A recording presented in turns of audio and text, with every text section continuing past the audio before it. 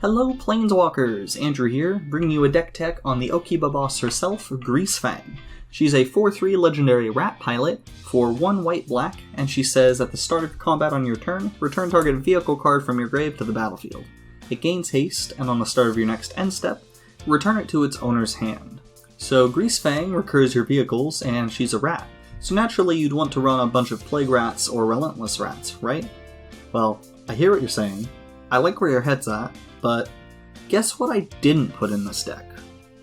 Either of those. Say what?! Anyways, even though I don't run what I believe to be the optimal pilots in this deck, I do run other ways of crewing vehicles.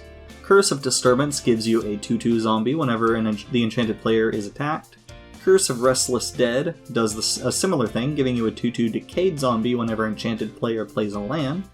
Giant Ox and Hunted Horror are both great cheap ways of crewing vehicles, with the Ox crewing with its 6 toughness, and the Horror giving an opponent 2 3/3 centaurs. Those are just some of the non-rat means that you have for crewing in this deck.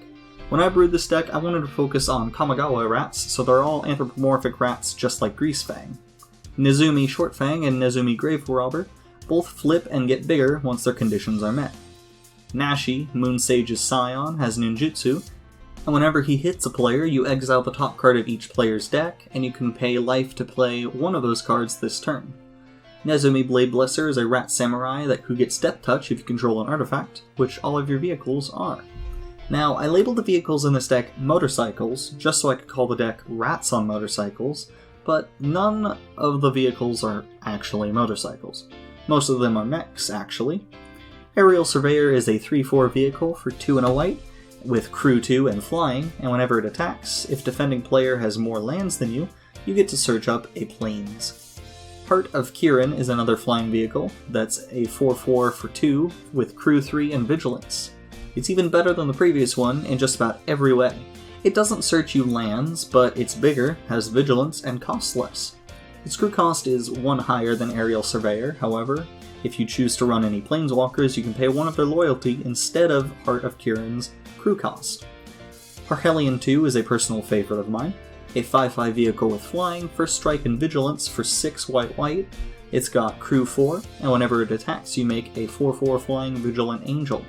Since this vehicle creates creatures to crew itself with, doesn't tap when attacking, and makes angels that come in untapped to crew it on an opponent's turn to block, and has first strike and will kill anything as big or smaller than it without taking damage, I think this is the single strongest vehicle you can have out in this deck, period.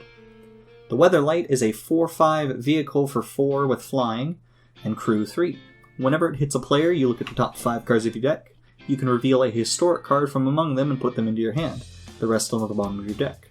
This lets you grab artifacts, legendary cards, and planeswalkers, meaning I can grab you more vehicles or mana rocks.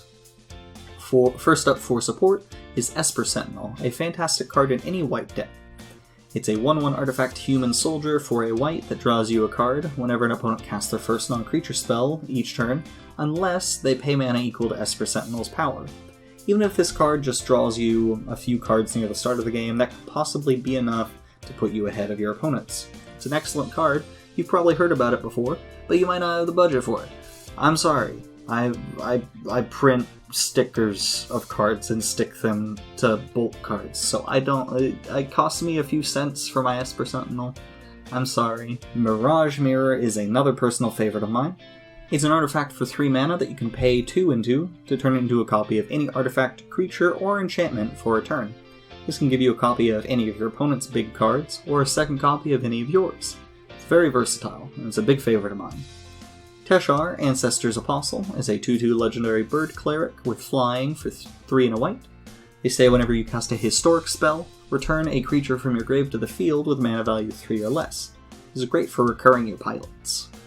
For protection, you've got your premium removal spells in Path to Exile and Sword to Plowshares, as well as Disenchant to hit artifacts and enchantments, and Power Word Kill because I just like it a lot. You Are Already Dead is in here because of the meme, and Generous Gift is just versatile. Last up before lands is Ramp, which is pretty standard, including Soul Ring and Arcane Signet. It's also got Joyrus Familiar, which makes your historic spells cost 1 cheaper. Solemn Simulacrum, which searches you a land on entry and draws you a card on death. and SRAM, Senior Edificer, who draws you 1 whenever you cast a vehicle. The land base is also nothing really special, although as always I like to run Reliquary Tower just in case you end up with a lot of cards in hand, and Spire of Industry, which can either be tapped for a colorless, or you can pay a life and tap for a color if you control an artifact.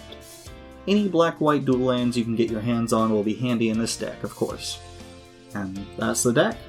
It's pretty low power vehicles deck, whose win con is just beat people's faces in with big vehicles. I just have fun making it. I hope you had fun watching this video, and if you did enjoy it, please leave a like and a comment. It helps us out a lot.